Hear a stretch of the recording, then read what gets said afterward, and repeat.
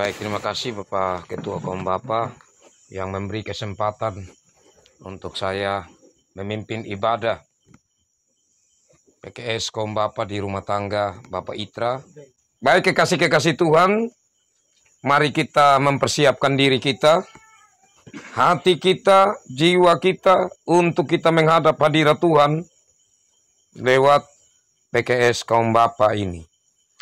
Memulai ibadah ini, saya ajak kita bersama-sama memuji Tuhan dari Kidung Jemaat nomor 18 ayat 1. Kidung Jemaat 18 ayat 1, Allah hadir bagi kita dan kata-kata selanjutnya. Allah hadir bagi kita dan hendak memberi berkat, melimpahkan kuasa Roh-Nya bagai hujan yang lebat. Dengan Roh Kudus ya Tuhan, umat-Mu berkatilah, baharui hati kami, oh curahkan kurnia. Mari kita berdoa. Kami datang bersyukur kepadamu ya Tuhan dalam kesempatan indah yang Tuhan berikan kepada kami, khususnya kami sebagai rekan-rekan kaum bapa, jemaat Upmada yang ada di pusat Upmada ini boleh bertemu untuk melangsungkan PKS Kaum Bapa yang pertama di tahun 2025 yang Tuhan anugerahkan ini. Kami bersyukur kami bertemu dengan rekan kami di sini, Bapak Itra sekeluarga. Dan dalam kesempatan ini kami memuji memuliakan nama Tuhan dan kami akan mendengarkan firman Tuhan. Kami percaya bahwa Tuhan ada di tengah-tengah kami, Tuhan melimpahkan kuasa Roh Kudus di tengah-tengah kami. Karena kami percaya sesuai firman Tuhan, di mana 2-3 orang berkumpul dan memanggil menyebut nama Tuhan, maka Tuhan ada. Kami percaya saat ini Tuhan ada bersama-sama dengan kami. Dan di saat kami akan membaca merenungkan firman-Mu, kami berserah penuh kepadamu ya Tuhan.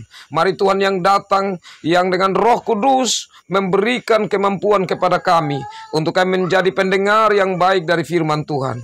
Tuhan dalam Roh Kudus melingkupi hamba-Mu ini, sehingga menjadi pemberita firman yang baik sesuai dengan maksud Tuhan.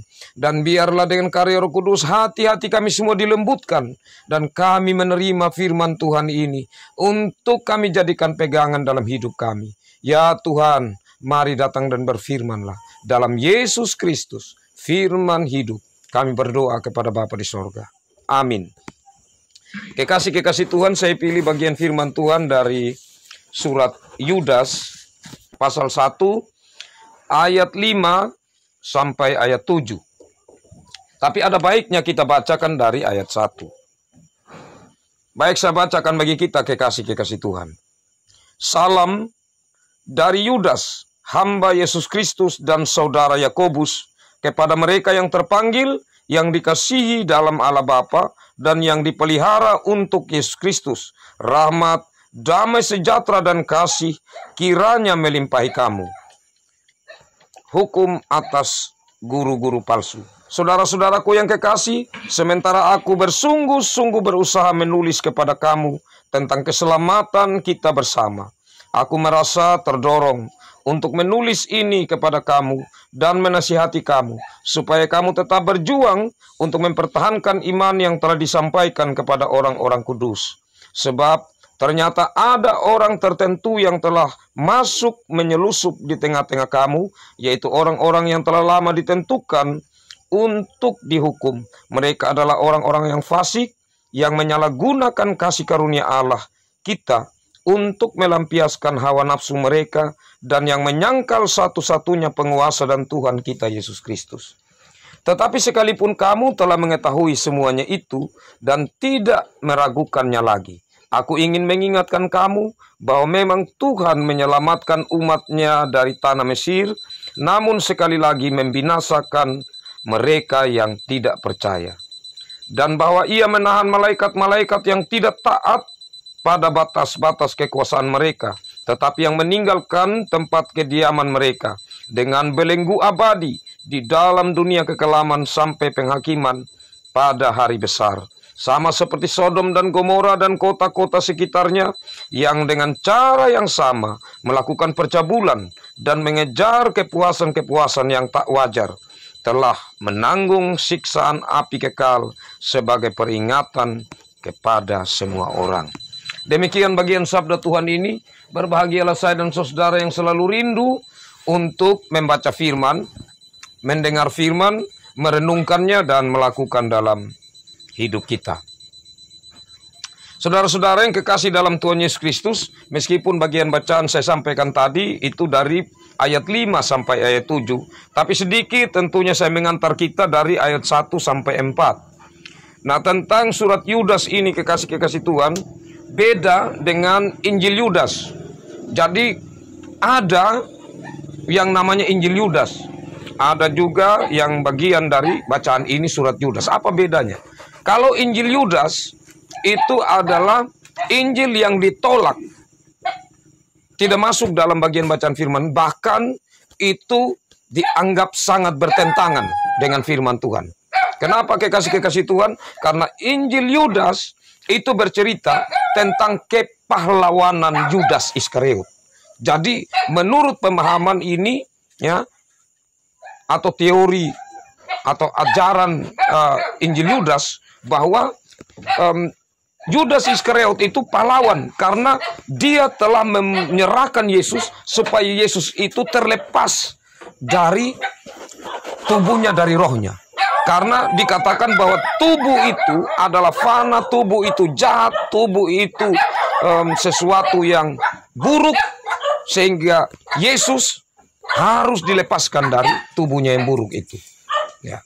Dan Yudas adalah orang yang dipakai Tuhan, yaitu ajaran itu. Jadi kalau sampai kita membaca surat Yudas ini atau kita mau menyampaikan dalam PKS, hati-hati. Jangan kita bilang Injil Yudas. Karena ada beda antara Injil Yudas dengan surat Yudas. Nah, itu yang pertama. Yang berikut kekasih-kekasih Tuhan, ini saya sudah sampaikan juga di PA Majelis tentang siapa Yudas ini.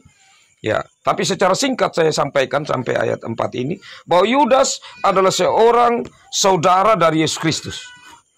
Ya, Yudas ini adalah saudara dari Yesus Kristus karena setelah Maria, ibu Yesus, melahirkan Yesus, setelah itu Yesus punya adik-adik.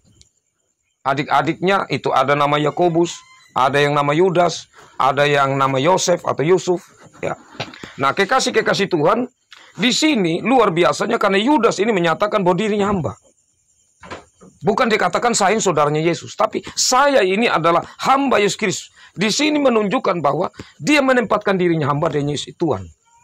Jadi dia bukan melihat sebagai saudara karena dia yakin dan percaya Yesus datang bukan untuk menyelamatkan atau mengistimewakan sebuah keluarga tertentu.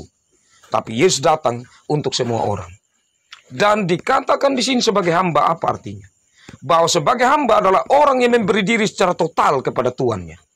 Dan Yudas ini menyadari dirinya bahwa dia adalah orang yang mau memberi diri kepada Yesus sebagai tuannya, itu di mana dia mau setia percaya kepada Yesus Kristus sebagai juru selamat, dan dia mau taat untuk terus memberitakan Injil keselamatan dalam Yesus Kristus. Nah, itu sudah komitmen dirinya. Bahkan seorang hamba, konteks waktu itu, di saat seseorang pelayan dia menyatakan dirinya hamba, maka dia rela mati untuk Tuhannya, itu Yesus Kristus.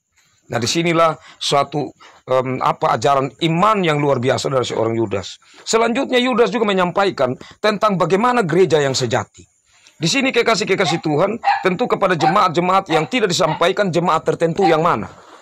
Tetapi tentu ada sasaran atau ada tujuan, komunitas, tempat di mana surat ini dibacakan, diperdengarkan. Dan kekasih-kekasih Tuhan, untuk waktu itu, ya, surat yang diterima adalah surat yang dibacakan di banyak gereja-gereja. Jadi salah satu syarat bahwa surat itu memiliki otoritas, kewibawaan yang layak untuk dibacakan kalau diterima oleh banyak gereja. Dan surat Yudas ini itu dibacakan di banyak gereja. Dan di sini sekali lagi bahwa hamba Yesus ini, Yudas ini mau menyampaikan gereja yang sejati itu seperti apa. Dia sampaikan di sini yang pertama. Ya. kepada dari Yudas hamba Yesus Kristus dan saudari Yakobus. Nah, ini kita perhatikan. Kepada mereka, satu yang terpanggil, dua yang dikasihi dalam Allah Bapa, tiga yang dipelihara untuk Yesus Kristus. Ini tiga hal yang sangat penting. Kekasih-kekasih Tuhan, kata terpanggil di sini ada dua sisi. Pertama, kita gereja mengakui bahwa kita menjadi orang Kristen itu bukan maunya kita. Tetapi memang Allah sudah tetapkan untuk saya dan saudara menjadi orang Kristen. Tetapi ini juga sekaligus merupakan undangan. Seperti kalau kita punya acara, kita memberi undangan, yaitu orang punya pilihan. Dia mau datang itu acara pesta atau tidak, dia punya pilihan. Nah, Tuhan telah menetapkan saya dan saudara menjadi orang Kristen. Tapi menjadi gereja yang sejati, itu merupakan respon kita. Apakah kita mau menjawab undangan itu secara serius? Apakah kita menjadi orang Kristen yang serius? Ataukah yang tidak? Itu tergantung kita. Pilihannya ada pada kita masing-masing. Jadi terpanggil di sini, ini Yudas mau mengingatkan bahwa kita sudah ditetapkan. Kalau kita sudah ditetapkan menjadi milik Kristus, itu sebenarnya hal yang istimewa, yang berharga, yang diwariskan Allah Bapa lewat Yesus Kristus bagi kita. Sebagai ahli waris dari kerajaan Allah. Nah, ini hal yang sangat mulia. Seperti kalau undangan, ada undangan emas, ya, ada undangan yang warna putih biasa. Kalau undangan emas itu, pasti itu undangan yang sangat istimewa. Kita dihargai. Ini undangan yang disampaikan, dia punya stempelnya apa? Atau capnya apa? Darah Kristus. Darah Kristus yang memanggil kita menjadi milik Allah, itu luar biasa. Nah, respon kita seperti apa? Nah, itu yang disampaikan kepada jemaat waktu itu. Yang pertama. Yang kedua, yang dikasihi dalam Allah Bapa. Kita percaya gereja bahwa Allah itu sumber kasih. Sebagai sumber kasih, maka ia telah menyatakan kasih itu baik dari bangsa Israel dalam perjalanan hidup mereka. Kita dapat belajar, ya, begitu rupa, ya, Allah memelihara mereka dalam perjanjian lama. Dan kemudian puncaknya kita sering kali mengucapkan dalam berita anugerah. Karena begitu besar kasih Allah akan dunia ini, sehingga ia telah mengaruniakan anaknya yang tunggal. Ya, anaknya yang tunggal. Bapak Mama bayangkan bahwa Yesus ini, ya, bersama-sama dengan Bapa. Dia adalah juga Allah. Tapi dia yang tidak berdosa harus turun menjangkau kita manusia yang berdosa. Bukankah ini kasih yang tertinggi? Nah, kasih yang tertinggi ini sudah menjadi milik gereja. Apa yang Tuhan minta? Kita juga meresponinya. Karena di sini harus nyambung, harus disambut antara kasih yang datang dan bagaimana kita yang menerima. Dan juga menghidupkan kasih itu dalam hidup kita. Menghidupkan kasih itu bukan hal yang mudah. Kenapa? Karena di saat kita dikasihi oleh Allah, bagaimana kita mengasihi Allah? Itu hal yang tidak gampang. Sekarang saya mau tanya kepada kita. Seberapakah kita mengasihi Allah? Seberapa rindukah kita kepada Allah? Seberapa hati kita sungguh-sungguh Tuhan, saya mau datang ke PKS, saya mau bertemu Tuhan. Saat saya datang di gereja, saya mau menikmati akan persekutuan dengan Tuhan. Karena kasih Tuhan yang Tuhan sudah nyatakan di hari-hari hidup saya. Nah, itu harus berangkat dari situ. Ikatan hubungan, ya, yang mesra dengan Tuhan. Saya selalu menekankan itu. Kenapa kekasih-kekasih Tuhan? Ini ibaratnya orang yang berpacaran, ya. Orang yang berpacaran, dia akan melakukan apa yang melampaui. Kalau pacarnya bilang, "Oh, saya ketemu sebentar jam 5." Itu jam 3 mungkin sudah mandi.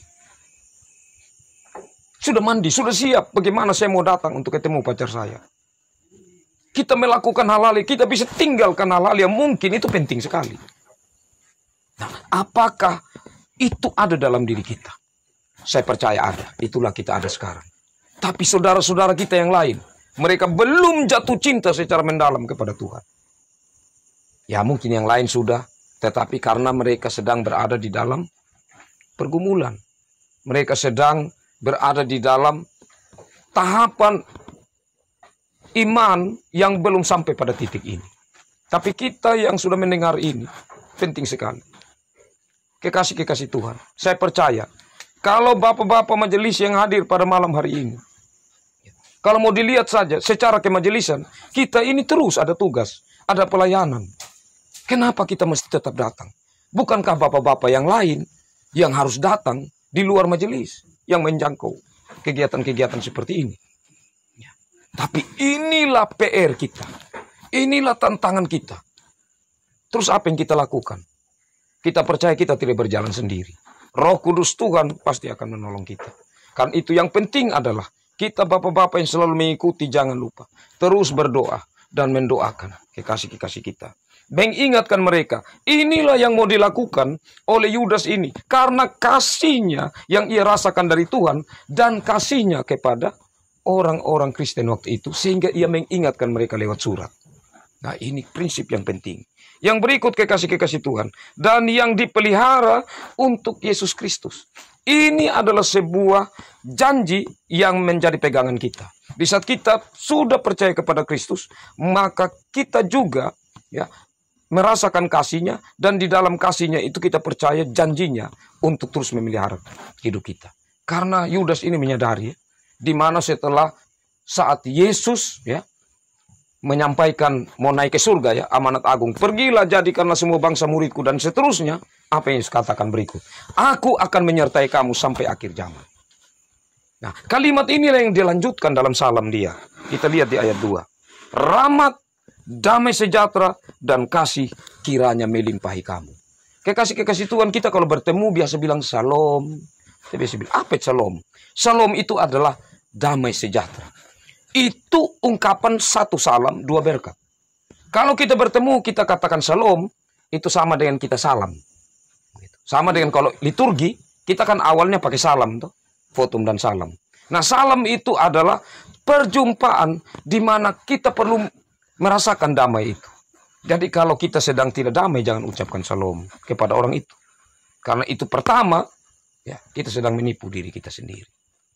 Kita harus merasakan dulu shalom, baru kita menyatakan itu kepada saudara kita.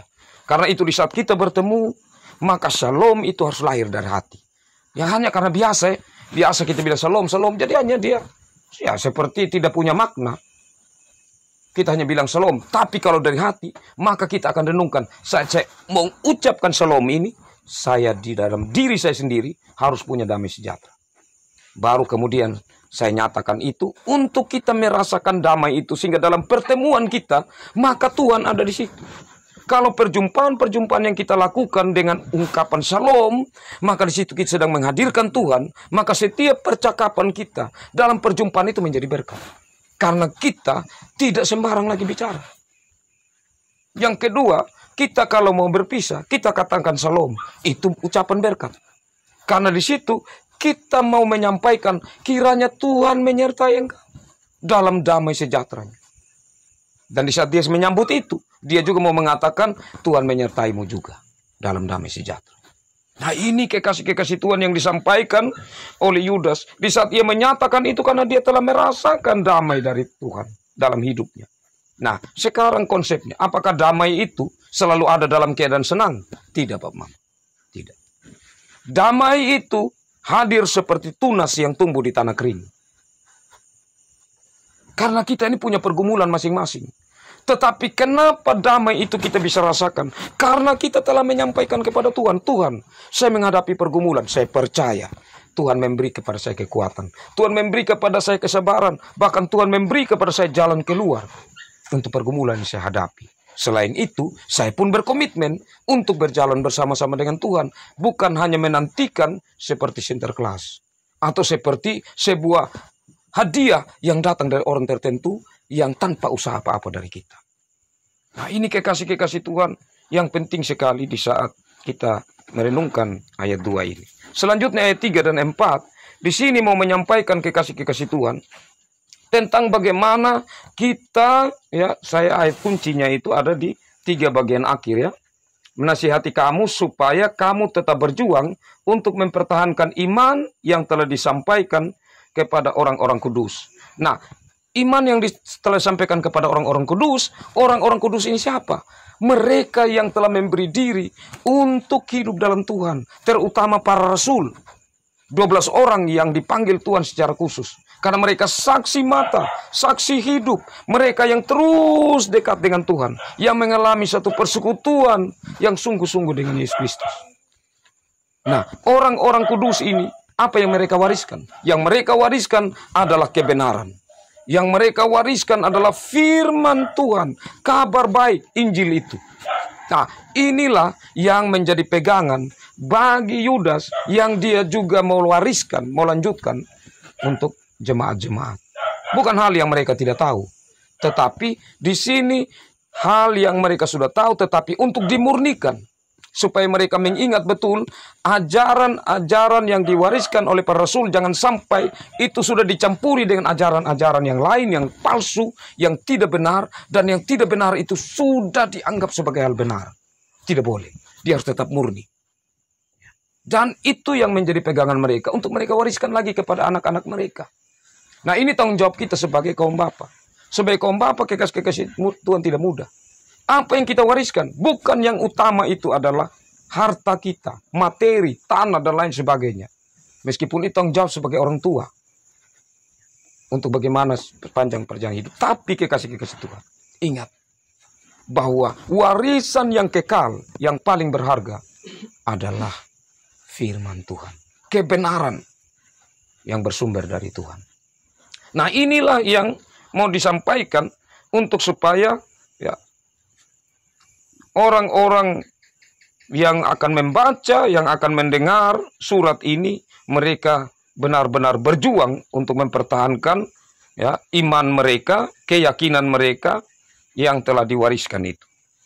Nah, selanjutnya kekasih-kekasih Tuhan, kalau kita perhatikan di ayat 4 di sini. Di sini mau mengingatkan lagi tentang sebuah gereja yang sejati. Itu gereja yang tetap berjuang supaya satu tubuh. Supaya jangan terpecah-pecah. Karena Kristus adalah kepala dan kita ini satu tubuh. Tidak boleh terpecah-pecah. Nah, karena waktu itu sudah mulai ada datang penyusup. Orang-orang dari luar yang kadang-kadang mereka datang itu seperti domba. Padahal sebenarnya serigala. Atau biasa disebut serigala berbulu domba. Jadi kalau lihat mereka ini, ibarat kalau macam saya contohnya, Bapak Mama belum pernah kenal saya. Saya datang dengan rambut yang sangat rapi, dengan jas. Wih, ini orang baik. Ini orang yang baik. Beda kalau saya datang dengan pakaian yang robek-robek, rambut gondrong, anting, segala macam. Pasti Bapak Mama bilang, langsung pikir memang ini orang tidak baik. Jadi saat kita mendengar dia punya kalimat itu, kita mulai was-was sekali.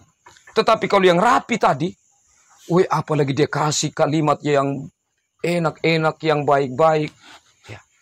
Itu kita bisa terima. Tidak tahu dia sedang mengajarkan kita sebentar untuk keluar. Nah, ini kita bisa lihat lebih jelas sebentar kekasih-kekasih Tuhan. Di ayat ke-5, 6, dan 7. Tapi di sini, sekali lagi di ayat 4 ini, untuk memelihara supaya kita melihat apakah kita sudah mulai terpecah. Masalah kaum bapa ini terlalu banyak di jemaat Tukmada ini. Tetapi hal yang harus diperhatikan, jangan sampai terpecah. Terpecah itu sumbernya dari mana? Tidak lain dari iblis. Tidak ada lain. Karena iblis suka untuk memecah belah. Kalau begitu, kita kaum bapa punya tugas apa? Sebenarnya kita ini sangat luar biasa. Karena kalau sudah kita ada dalam acara, taruh tikar di depan. Tidak boleh ada yang duduk itu di luar tikar. Kalau memang dia harus di situ, dipanggil. Mari duduk sini. Kalau dia tidak mau duduk, berarti ada masalah. Nah, kita akan mencari solusi. Bagaimana supaya baku baik. Karena kesatuan itu hal yang sangat penting. Nah, disinilah kekasih-kekasih Tuhan sebagai kaum bapa menjadi perenungan kita. Apa-apa saja yang bisa membawa perpecahan di dalam tubuh Kristus yang ada di pusat ini khususnya. Kita kaum bapa punya tanggung jawab besar untuk itu. Nah, selanjutnya kekasih-kekasih Tuhan. Di ayat 5 dan selanjutnya yang saya bacakan tadi. Nah, di sini mau menegaskan begini. Kalau tadi warisan itu yang diberikan apa? Itu firman Tuhan, itu Injil kebenaran, Injil keselamatan yang disampaikan untuk diimani. Berarti di sini ada dua hal. Diterima dan harus diyakini, dipercaya. Kenapa kekasih-kekasih Tuhan ini dua hal yang sangat penting? Karena banyak orang yang tahu kebenaran tetapi tidak mau menerimanya. Dia tahu itu kebenaran, tetapi dia tidak mau menerimanya. Nah, itu terbukti kekasih-kekasih Tuhan. Ini pakai contoh-contoh di sini ya. Seperti di ayat 5 tadi. Kamu ya, mengingatkan kamu bahwa memang Tuhan menyelamatkan umatnya dari tanah Mesir. Namun sekali lagi membinasakan mereka yang tidak percaya. Mereka selalu dengar Musa menyampaikan firman Tuhan. Ya, mereka tahu itu kebenaran. Tetapi mereka tidak percaya. Bukti mereka tidak percaya. Mereka selalu bersungut-sungut. Ya, mereka selalu berbantah-bantah. Sampai Musa orang yang sabar menjadi orang yang emosional. Tuhan bilang tunjuk itu batu, dia bukan tunjuk lagi. Tapi dia pukul itu batu. Ini karena bangsa Israel punya keras kepala dan tegar tengkuk. Nah, kekasih-kekasih Tuhan. Nah, di sini penting sekali untuk kita merenungi secara baik. Bahwa kebenaran-kebenaran itu, kalau kita tahu harus terima. Karena apa? Kebenaran itu sangat terikat dengan sumber kebenaran itu, yaitu Tuhan. Kalau kita tidak menerima kebenaran itu, hanya kita tahu, maka kita tidak menerima Tuhan. Iya kan? Di sini jelas di ayat 4 bagian akhir. Dan yang menyangkal satu-satunya penguasa dan Tuhan kita Yesus Kristus. Penyangkalan mereka karena apa? Karena tadi apa yang diwariskan mereka tahu, tetapi mereka tidak menerima. Bukti tidak menerima itu akan dilihat dari buah-buahnya. Dan buah-buahnya kita lihat dalam bagian-bagian selanjutnya. Pertama disampaikan itu malaikat. Di ayat 6. Dan bahwa ia menahan malaikat-malaikat yang tidak taat pada batas-batas kekuasaan mereka, tetapi meninggalkan tempat kediaman mereka dengan belenggu abadi di dalam dunia kekelaman sampai penghakiman pada hari besar. Kekasih-kekasih Tuhan. Jangankan kita manusia. Malaikat saja bisa melampaui batas, tetapi ada konsekuensi yang diberikan Tuhan bagi mereka. Nah, batas di sini seperti apa? Nah, batas ini kalau kita bayangkan seperti pagar, ya, tetapi tentu itu hanya kiasan. Hanya kiasan. Jadi pagar itu kalau mau bayangkan saat Adam dan Hawa sudah jatuh dalam dosa, Tuhan kasih keluar mereka dari Taman Eden, dan kemudian Tuhan taruh batas. Ada malaikat yang terus pegang pedang, yang manusia tidak bisa masuk ke sana. Untuk masuk ke Eden lagi. Jadi Adam dan Hawa dilempar dari situ. Jadi ada batasan yang membuat mereka tidak bisa lagi. Atau manusia, Adam dan Hawa, dan keturunannya tidak bisa sampai kita sekarang masuk ke situ. Nah, kekasih-kekasih Tuhan. Saat malaikat ini keluar dari batas, maksudnya apa?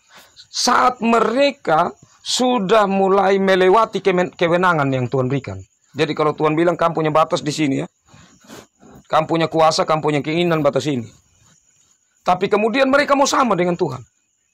Mereka mulai menjadi tinggi hati. Maka Tuhan usir mereka. Dan mereka sudah ada di luar batasan itu. Untuk mereka masuk tidak bisa.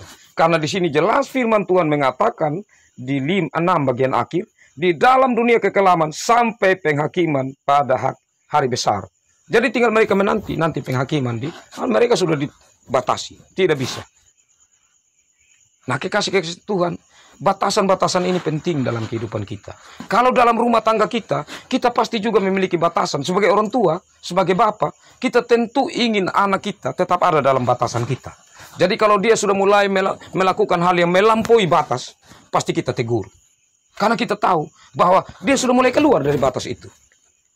Nah, sekarang menjadi masalah bagi bapak-bapak. Ada satu masalah. Masalahnya begini, kekasih-kekasih Tuhan. Saat di rumah tangga, kita membuat batasan-batasan. Tetapi saat dia di luar, ya keluarga yang di luar, dia pasti, namanya saya bukan saya punya anak. Saya tidak mau kasih batasan sama dia. Dan itulah celakanya. Ya. Kalau anak sudah bilang, saya mau di sana, kan di sana dia tidak ada batasan.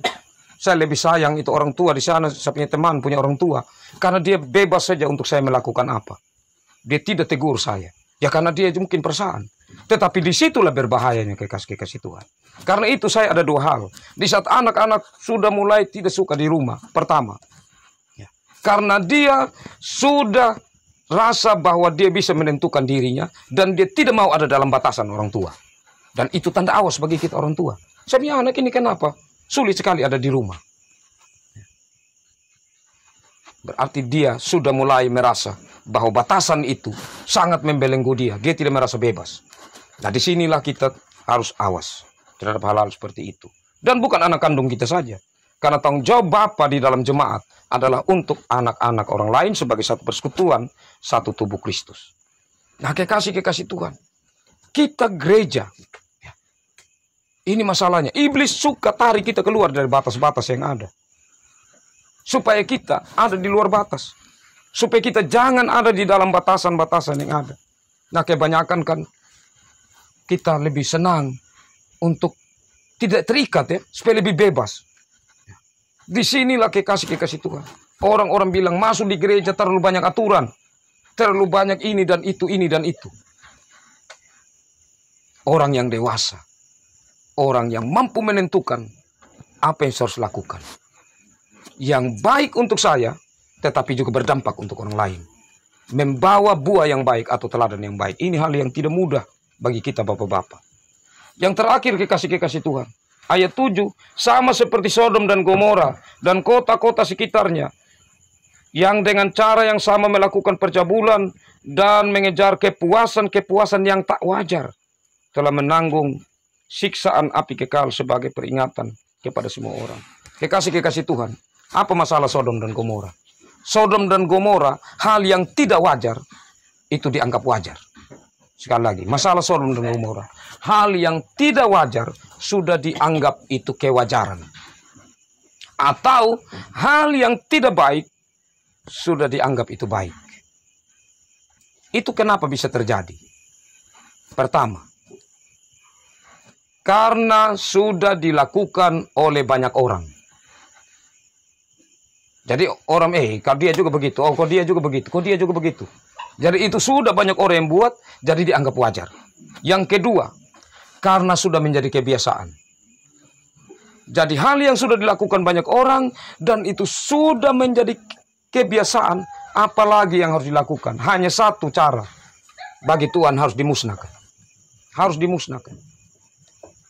Wah, itu tidak main-main kekasih-kekasih Tuhan. Saat Yudas menyampaikan ini, sebenarnya Yudas sedang menyampaikan satu hal yang tegas seperti menarik orang dari api. Karena Yudas sudah melihat bahwa mereka ini sudah mulai mengarah ke sana. Hal yang tidak wajar, mereka sudah mulai menganggap itu wajar. Tapi sebelum sampai pada tingkat yang kritis, yang sudah sulit untuk dikembalikan, surat Yudas ini mengingatkan, sebenarnya kamu hanya dipengaruhi oleh guru-guru palsu. Yang tanpa sadar masuk di situ kamu mulai ikut pelan-pelan. Dan memang kekasih-kekasih Tuhan. Tawaran-tawaran dunia ini terlalu istimewa kalau mau dilihat. Terlalu menggembirakan. Terlalu menyenangkan. Apa yang kalau kita lihat, yang real terjadi dalam kehidupan kita. Kekasih-kekasih Tuhan, saya melihat ada satu hal yang saya takut kita anggap itu wajar. Hari Minggu, jam ibadah, orang sudah bersedia untuk dia ada di sawah, dia tanam padi, dia kerja sawah. Itu yang kita renungkan. Jangan sampai dia menjadi hal yang wajar nanti. Karena apa? Karena mungkin kita di sini ya sudah mencoba untuk tetap. Tapi dari luar mungkin, dari luar jemaat ini, ya mereka sudah kasih uang. Dan pas hari Jumat yang kita terima uang, kita tidak ada uang jadi kita terima. Tapi karena sudah terima, maka bertanggung jawab harus pergi tanam. Ini hal kekasih-kekasih Tuhan. Berarti ya, kita sudah menempatkan hal yang sebenarnya bukan yang paling utama atau yang kekal dalam hidup ini di atas yang kekal itu. Nah, itu yang berbahaya. Dan kalau lama-lama dilakukan, pastilah akan rasa aman. Kau Tuhan tidak langsung kasih turun uang ke saya juga. Saya yang kerja untuk dapat uang. Padahal ia tidak menyadari. Kakinya yang melangkah. Tuhan izinkan untuk dia tetap dalam keadaan bisa melangkah. Otaknya bisa berpikir. Itu karena Tuhan yang masih menganugerahkan itu.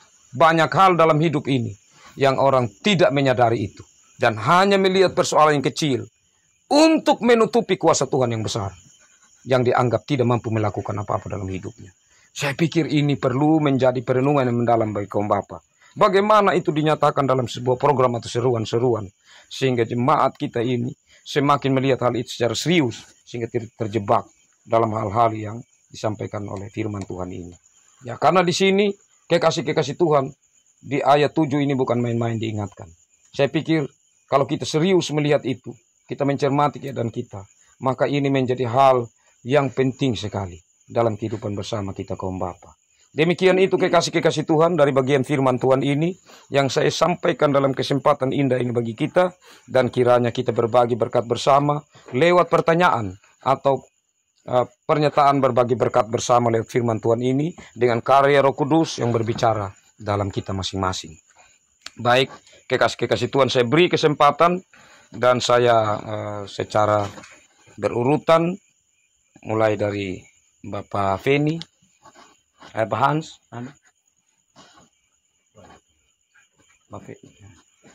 Bapak Gilvi, ada. Terima kasih atas waktu yang kesempatan dan artinya saya menetapkan artinya kita sebagai kaum Bapa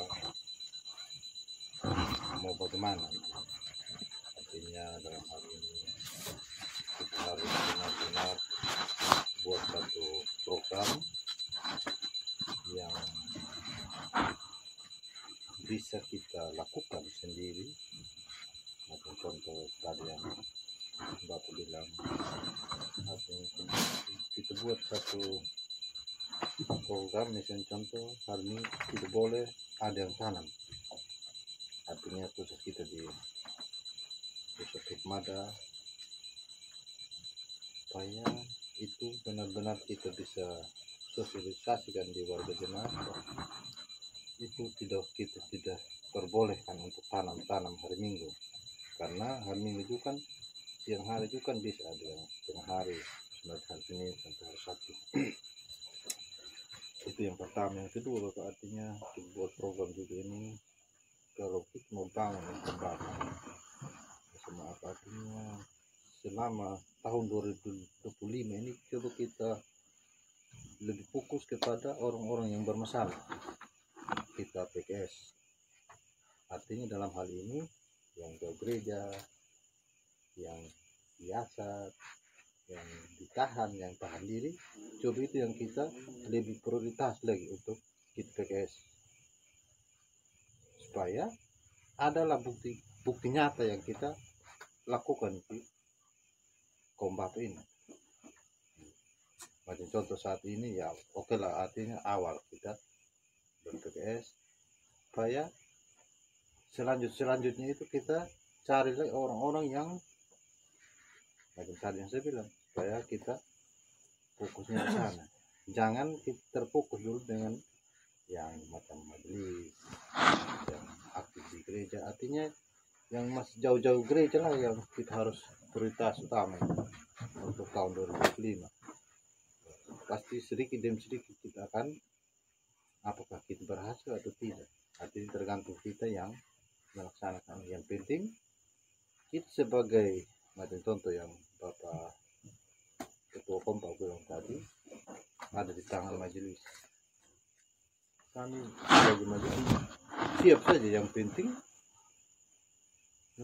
programnya itu kita jalankan secara bersama-sama. Jangan hanya di majelis, tapi kombap yang lain tidak ada, kan itu menjadi soal juga. Intinya kita sampai bisa saling menopang antara satu dengan yang lain, mungkin itu akan membawa dampak yang lebih baik ke depan. Mungkin demikian saya kembali. Baik, terima kasih Bapak Gilvi. Selanjutnya Bapak Atinus, Bapak Arta. Baik, terima kasih. Terkait dengan menyambung yang disampaikan oleh Ketua Saung, memang ini sudah hampir menjadi kebiasaan. Hari Minggu itu bisa kita pakai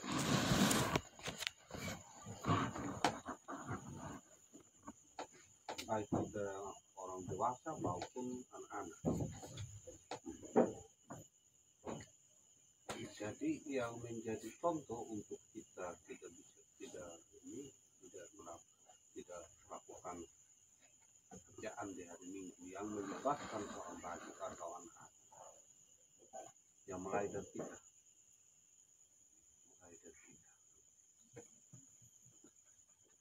dari kita untuk anak-anak, untuk kita punya diri, supaya jangan menjadi suatu kebiasaan yang lambat laun nanti hari Minggu itu dianggap sama dengan hari yang biasa, hari Senin, Selasa, Rabu.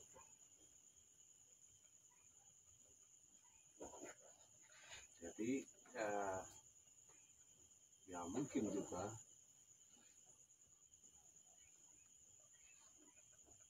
selalu diserukan lewat warta mimbar. Mari kita biasakan bahwa hari Minggu itu adalah hari yang kudus untuk memuliakan nama Tuhan, agar kita tidak melakukan Tuhan. Jadi penanggung jawab harus sampaikan berulang-ulang kali, jangan pokoknya serukan ini kepada warga jemaat, bahkan kepada anak sekolah minggu. Karena anak sekolah minggu, anak sekolah sekarang, anak SD, SMP, SMA sekarang ini mereka cepat-cepat untuk ditanam.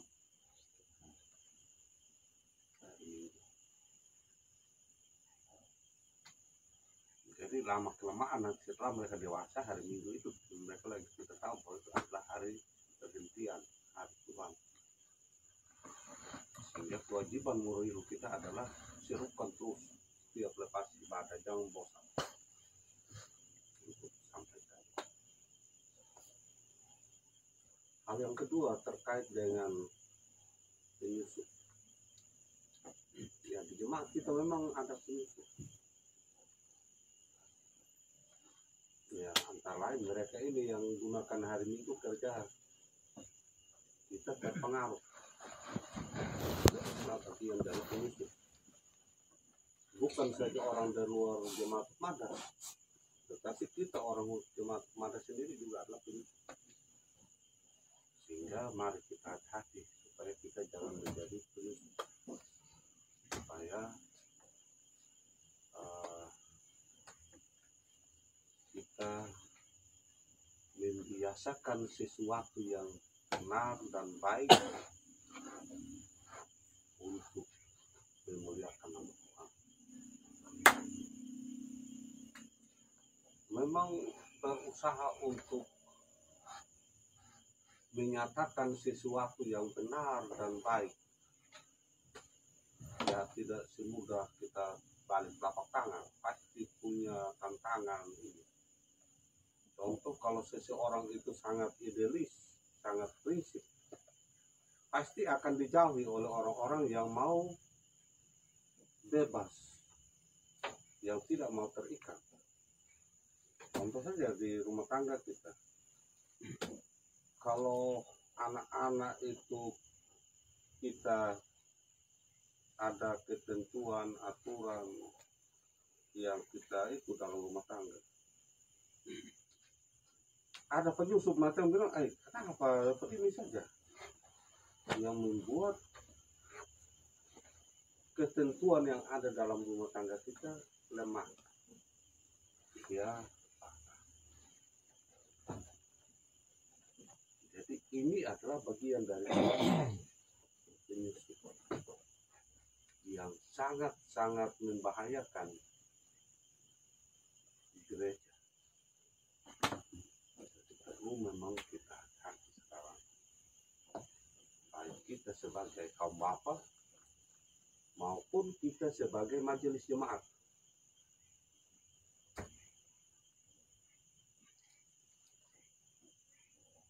Satu contoh saya kemarin hari Minggu, sebenarnya kemudian anak terakhir hari Minggu lepas gereja itu harus traktor. Anak-anak bilang, mari sudah ini kita mau apa, bagaimana kita traktor, istirahat. Saya tinggal di gereja main kap, istirahat, besok baru mulai kerja. Kamu istirahat, capek, besok baru mulai kerja. Kemarin baru mulai kerja. Jangan karena terdesak dengan sesuatu atau limit waktu untuk kita tanam, hari Minggu juga itu kita pakai untuk menyelesaikan pekerjaan. Jadi cara masih ada besok. Ini yang susah.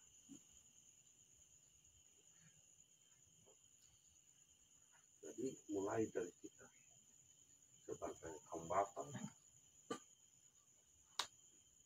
membiasakan sesuatu yang baik menjadi kebiasaan dan mengantisipasi adanya penyusupan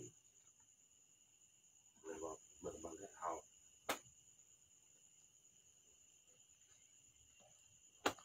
Saya kembali. Terima kasih Bapak Harta. Saya tidak ulangi Bapak kita ikuti semua dengan baik ya. Baik, selanjutnya Bapak Eka. Om Frans. Ambau. Sudah. Bapak kepala rumah tangga. Oke. Silakan Pak. Nanti kita tahu bahwa salah satu kebiasaan kita dalam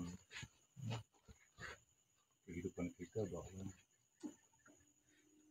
ini mereka pakai perbandingan. Jadi antara orang yang rajin di gereja dan yang tidak rajin di gereja.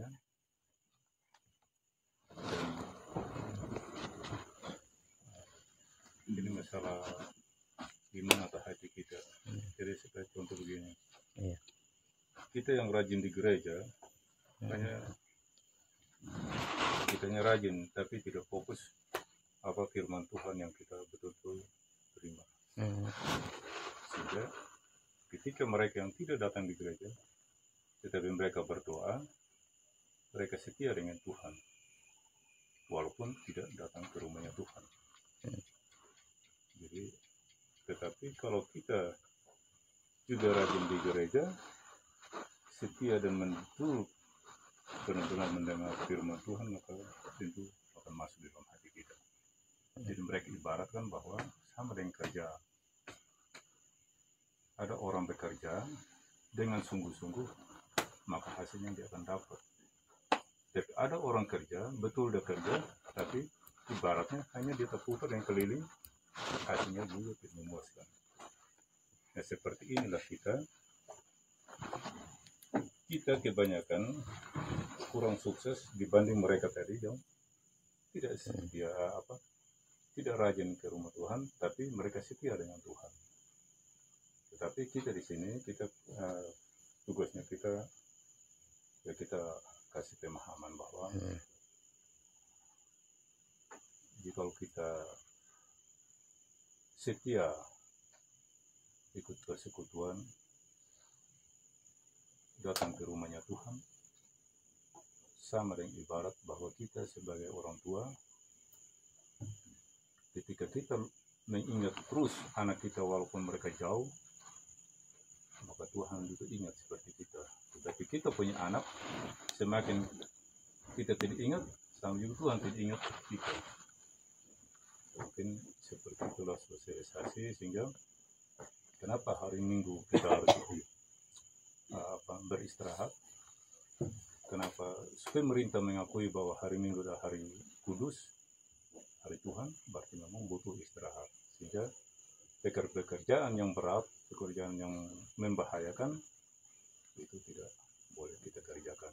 Cukup pekerjaan ringan yang misalnya urus makan, urus kerja yang biasa ringan-ringan sedikit sekian dan segala macam. Mungkin itu yang menjadi bahan kita sosialisasi, sehingga lama-kelamaan pemahaman ini bisa diikuti. Terima kasih. Baik, terima kasih Pak Hans. Saya tidak ulang lagi, tapi prinsipnya bahwa tentu kita tidak membuat statement positif tentang orang yang tidak datang beribadah. Itu tetap mereka salah karena mereka tidak melakukan hukum Tuhan. Tetapi yang prinsip kita adalah kita, Pak Hans bilang, harus benar-benar saat datang beribadah itu kita secara serius untuk tidak saja mendengar, tetap menerima firman Tuhan itu untuk kita lakukan sambil kita tetap sosialisasikan atau mengajak mereka supaya mereka juga menyadari bahwa ibadah itu penting.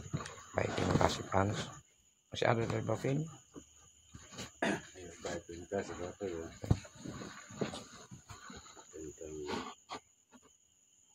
tadi ya fokus pada apa yang disuruh bicarakan tentang hari Minggu orang bekerja.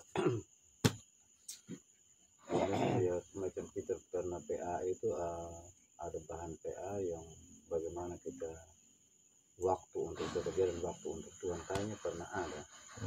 Kita tahan PA waktu itu berapa waktu kita untuk Tuhan, misalnya kita pergi gereja, terus kemudian kita ikuti ibadah rumah tangga, itu kayaknya pernah ada kita jadi bahan PA itu di tahun 2023 kayaknya.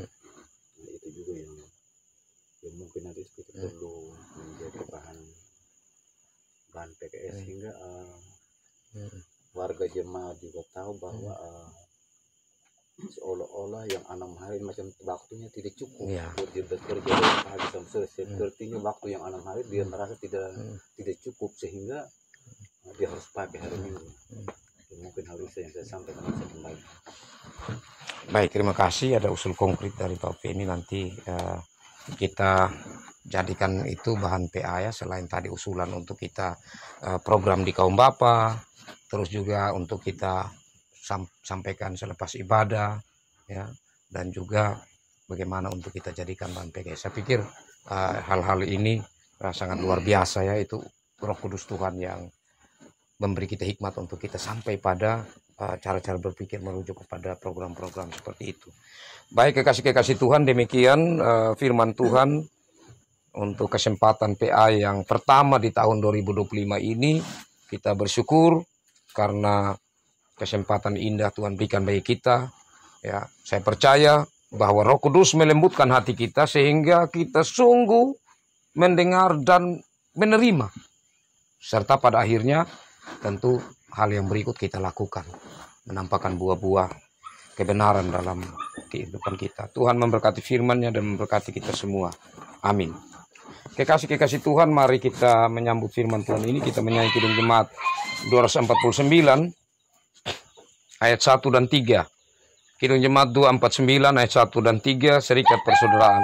Serikat persaudaraan, berdirilah teguh, sempurnakan persatuan di dalam Tuhanmu, bersama-sama majulah, dikuatkan iman, berdamai bersejahtera dengan pengasihan, dan masing-masing kamu pun diberi anugerah supaya kamu bertekun dan rajin bekerja.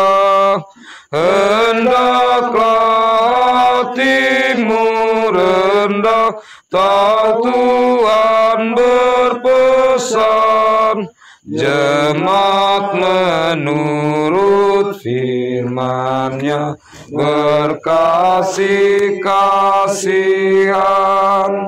Kita masuk dalam doa syukur syafaat.